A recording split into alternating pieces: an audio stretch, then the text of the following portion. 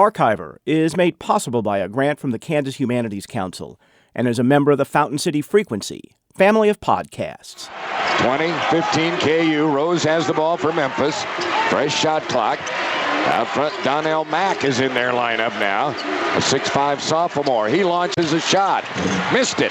Rebound to Collins of KU. Smallest guy on the court. They had to rush. Rush into Arthur for a dunk. What a pass and what a catch by Darrell Arthur. Full speed down the floor in traffic. We start this Archiver with a fast break. The call from Bob Davis and Chris Piper of the KU Radio Network from the 2008 NCAA championship game. The Jayhawks would go on to win in overtime after a shot we now refer to as Mario's Miracle. But for this episode, that's not important. What was just how fast that play developed. From rebound to dunk, 94 feet in just 7 seconds. And the man who invented that style of play, that moved the game from the two-hand set shot that can only be pictured in black and white, is a Kansan who literally changed the complexion of the sport. He was the first one to really play fast break basketball. His record was about as impressive as anything. I mean, this guy won games. Kind of the father of the fast break. He has a bigger coaching tree than anybody. He learned the game from Dr. Naismith. I was dealing with somebody special who had, a very special relationship with a lot of people. He's truly a guardian of the game. He was the father of black basketball. The way he taught basketball was much different than the way that I had learned it. Changed the way in which the game is played. I can't imagine how he made it as far as he did in the 30s and 40s. He's the father of modern-day basketball. The podcast is Archiver. The episode, the most important coach you've never heard of, me. I'm your host, Sam Zeff.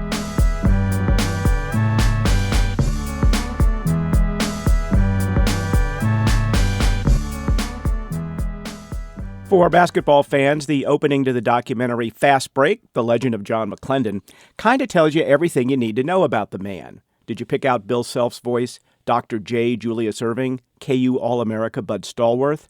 They lined up to talk about a man who never played college basketball, but changed the way the game is played.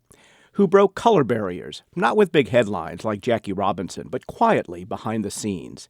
A man devoted to a sport he wasn't allowed to play at KU because he was black, but just as devoted to clearing a path so that wouldn't happen to any other African American. KU film professor Kevin Wilmot directed the documentary. Well, John McLendon is an American hero. I mean, he is, one of those guys that perseveres against all these odds and changes America and sports, in particular basketball, for all of us. I mean, the game that we love and take for granted now exists and is there and played the way it's played today and looks the way it looks today because of John McLendon. McLendon, because he integrated the NAIA and then in many ways, integrated the NCAA, and then is the first coach to coach a professional basketball team, what's now the Denver Nuggets in essence. All of those changes were through John McLendon. He's the guy that introduces the fast break. He's the guy that really changes the way the game even is played. And that becomes the style of ball that we now just take for granted, the fast pace, fast break style of basketball. And, black colleges were doing that through McLendon far earlier than the game was as a whole had adopted. In fact, they used to call that style of basketball nigger ball, and it was just looked down upon, and it's McLendon that through his book, Fast Break, really kind of makes it an acceptable style of ball and really gives it respectability and really because of his success, it makes everybody eventually come to accept it. There are some great interviews with McLendon in the film, and I'll get to that in a moment. But first, more about the coach. He was born in Hiawatha, but grew up in Kansas City, Kansas, went to Northeast Junior High and Sumner High School, which was segregated at the time. He wasn't good enough to make the basketball team, but lettered in gymnastics. He went on to KCK Community College and would eventually land at the University of Kansas. While he wasn't a very good player, McLendon loved basketball, and his stepfather decided if he wanted to learn to coach, he might as well learn from the inventor of the game. McLendon went to KU and studied physical education because that's where James Naismith, the inventor of the game, taught. And as much as it pains me to say it, KU in 1933 wasn't the beacon of civil rights that we'd like to imagine.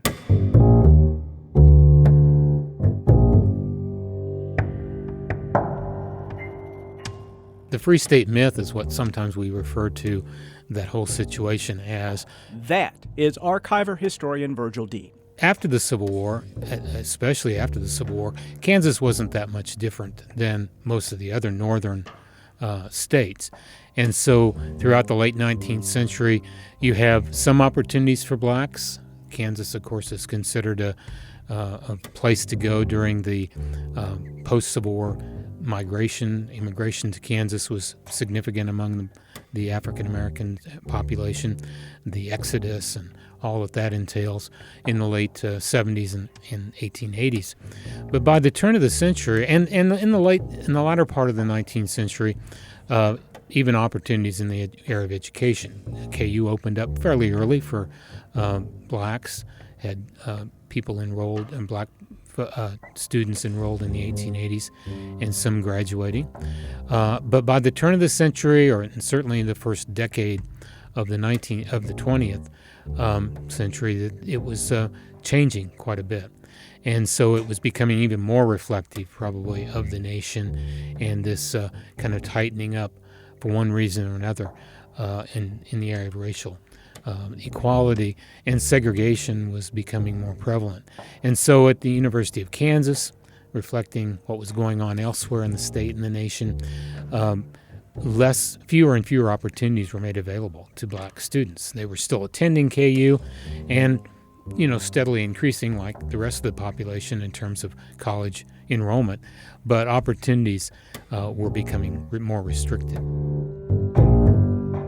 McLendon goes to KU, and he's the first black student who's who's going to be the first graduate of physical education at KU. And to graduate, you have to take a swimming test. And the swimming pool was segregated. Blacks could not swim in the swimming pool. With him, they just said, "Don't worry, you pass. We won't do the test." And he said, "No, I want to do the test. I want to do the test." And so, he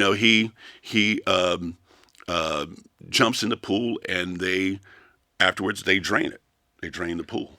And he just kept coming back every day and jumping in the pool, and they kept draining it. And they just couldn't keep draining the pool every day because that's a lot of water. And so Fogg told him that the reason that we can't force, the change is that if you jump in the pool, there could be violence, it could be problems.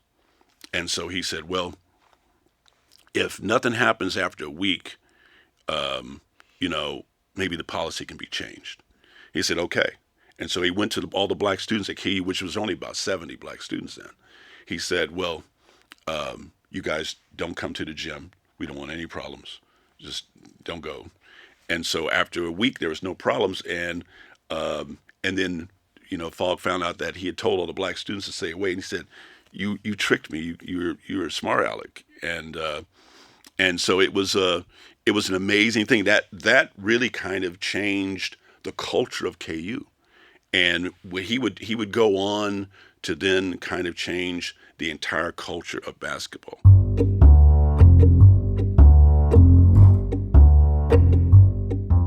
In 1936, McLendon was the first black man to graduate from KU with a phys ed degree, the first barrier he would break. He learned basketball by talking with Naismith and hanging out in Robinson Gym watching Fogg Allen's practices. Naismith got McLendon his first job, coaching in the Lawrence Public Schools. Then, in 1941, he got his first college head coaching job at North Carolina College for Negroes, now North Carolina Central University. Here's McLendon from the film, talking about his days in Durham. We traveled in our own bus, and we never stopped anywhere for food. You run into problems trying to eat this place or that. So we always had box lunches. we'd go by the campus of another school, and we'd arrange to stop there and eat. We knew where the filling stations were who would serve you. We knew whether they had segregated toilets, water fountains or not. And you went to great lengths not to have a confrontation.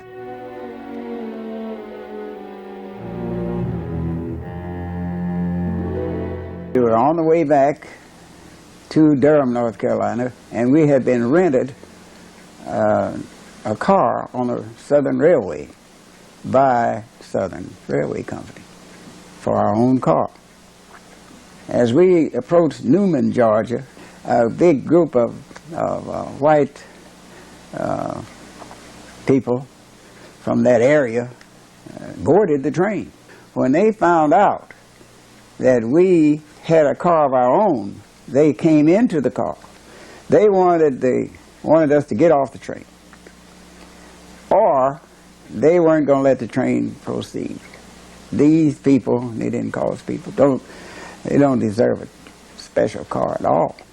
And right at that time, a kid started running up and down the platform outside of the train, yelling, "Pearl Harbor, Pearl Harbor, bombed by Japanese." And the few people on the platform and in the station all rushed out to get papers, and so did our adversaries. They left the train, so I remember Pearl Harbor for another reason.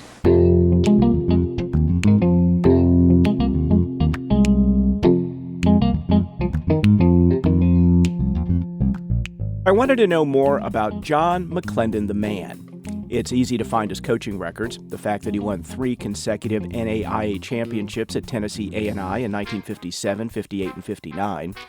The first coach to ever win back-to-back-to-back national championships. He broke another barrier when he became the first black professional coach in 1962 with the Cleveland Pipers of the Old American Basketball League. And he broke yet another barrier in 1966 when he became the first black man to coach at a predominantly white college, Cleveland State. But if you want to go deep into McLendon's life, there's only one man to go to. My name is Milton Katz, and I'm a professor here at the Kansas City Art Institute, and I'm also serving as vice president for academic affairs. Katz's office is filled with sports memorabilia, mostly baseball and, of course, basketball. While Kevin Wilmot made the McLendon documentary, Katz was the driving force behind it. I became interested in Coach McLendon because I'm a social historian, so I've written a lot on civil rights activists over the years, especially in contemporary American history. And I'm a basketball enthusiast. So when I moved to Kansas City in 1974, I went down to the NAIA tournament, a small college tournament here in Kansas City, and started thinking, when did they allow African Americans to play, first of all, in the tournament? Second of all, I knew a little bit about the historically black schools because I taught at one, Coppin State College in Baltimore, Maryland, for a year, and Coppin State was coming to Kansas City for the tournament. So I started researching into that topic, and then Coach McLendon was the man I needed to speak with. So you discovered Coach McLendon after moving to Kansas City, after years, I suspect, of being a basketball fan. What struck you about him that made you want to write about him? What struck me about Coach McLendon is, first of all, the incredible courage and fortitude and stamina that he had to really break the color barrier in Kansas City and elsewhere in collegiate athletics, specifically in basketball. Second of all, after I met him, what struck me the most is the kind of individual, the kind of human being he was. He was an extremely humble man, a man of deep humility, an elegant man in many respects, highly educated, and really a person who was the finest moral character I think I've ever met. The finest moral character of anyone Katz ever met. You hear that sentiment from many others in the film.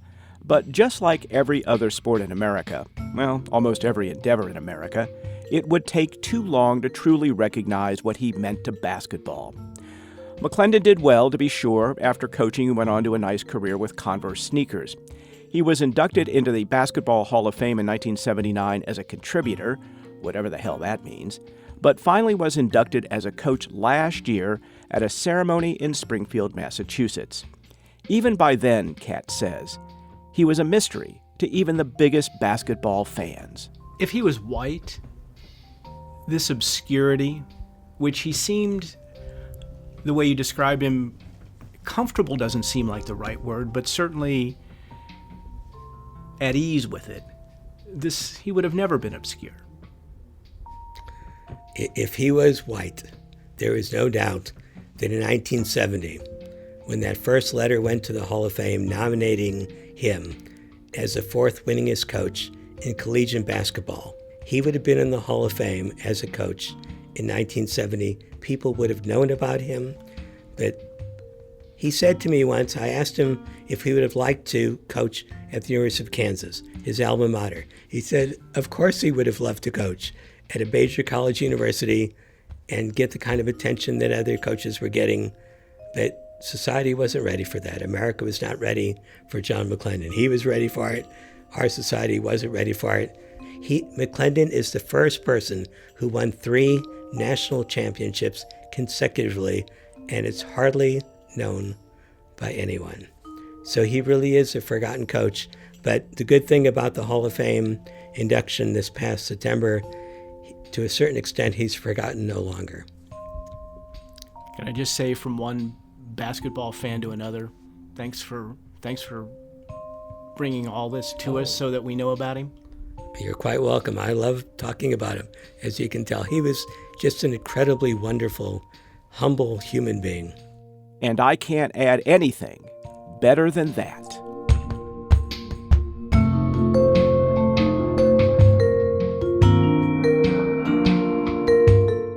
That's Archiver. The podcast is produced by Matt Hodap in the studios of KCUR 89.3 in Kansas City and made possible by a grant from the Kansas Humanities Council. Thanks to Kevin Wilmot and especially Milton Katz for sharing their thoughts. Archiver is a co-production of Fountain City Frequency and Do Good Productions, where Nancy Seelan is executive producer. We'll post plenty of photos of Coach McLendon on our website, FountainCityFrequency.com. And if you like the podcast, make sure to leave a review on iTunes. If you have NPR One app, search for Archiver in Explorer and click subscribe. For my favorite Kansas historian, Virgil Dean, I'm Sam Zeff. I'll see you on the next Archiver.